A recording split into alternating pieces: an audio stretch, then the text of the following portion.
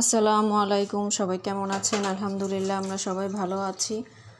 তো আজকের ভিডিওটা হচ্ছে আমার ছোটো বোনের জন্মদিন। আমি বাবার বাসায় গিয়েছিলাম। তো যেদিন আমরা চলে আসবো ওই দিন ওর জন্মদিন খুশি থেকে ওর মনটা বেশি খারাপ ছিল। এবার আমার বাবার বাসায় যে অনেক দিন ছিলাম, তো প্রথমে আম্মুর চোখ অপারেশন করানোর সময় গিয়েছি, তখন ছিলাম। আবার তারপরে যে ঈদ করেছি তখনও ছিলাম। তো ওই জন্য বোনটার মন খারাপ যে আমরা চলে আসবো। তো ছোটোখাটোভাবে আমরা সেলিব্রেশন করেছি ঘরেই, কাউকে বলা হয়নি। তো ভাইয়া কেক নিয়ে আসছে, তো আমরা এখন চলে আসবো একটু পরেই। তো ভাইয়া বলতেছে তাহলে কেকটা এখনই কেটে ফেলি, যেহেতু তোমরা চলে যাবা। তো এই যে 3 রাজকন্যাকে বসিয়ে দেওয়া হয়েছে। দেখেন আমার ছোটো মেয়েটা কেমন করতেছে, কেক কাটার জন্য অস্থির হয়ে গেছে।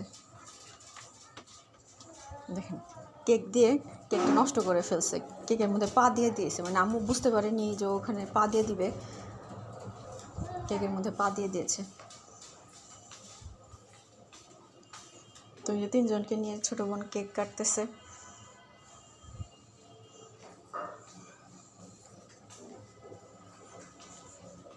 তিনজনে খুশি, যার জন্মদিন তার মাথায় টুপি নেই, আর ওদের জন্মদিন না ওরা টুপি পরে বসে আছে।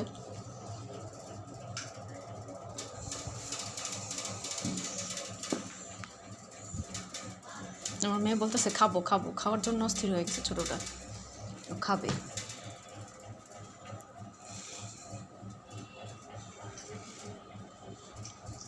শুধু বলতেছে খাবো খাবো, খাবে।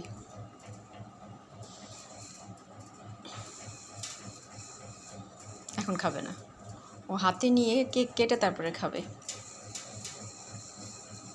যে এখন খাচ্ছে, 2 বোনকে দেখেছে খেতে, এখন ও খাবে।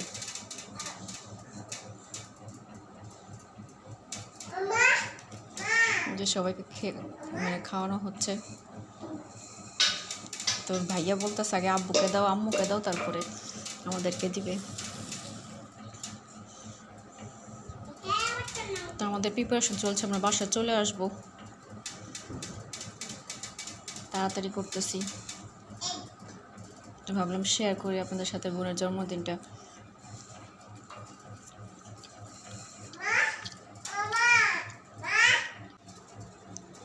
তো এখন আবার 2 বোন পাল্টাপাল্টি করে নিচ্ছে।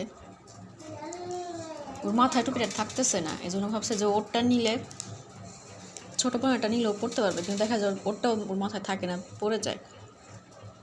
আর রাবার দিয়ে দিলে দেখা যায় ব্যথা পায় ওরা, যে আবার চেঞ্জ করে নিয়েছে। তোমাদের গাছে একটা কাঁঠাল হয়েছে মাশাআল্লাহ, অনেক বড়। তো এবার 2টা কাঁঠাল হয়েছে, তো সেই কাঁঠাল ভাঙা হচ্ছে। আমার ঘরের পিছনে কাঁঠাল গাছটা। তো আলহামদুলিল্লাহ কাঁঠালটা খুব ভালো হয়েছে, খুব মজার ছিল, খেয়েছি।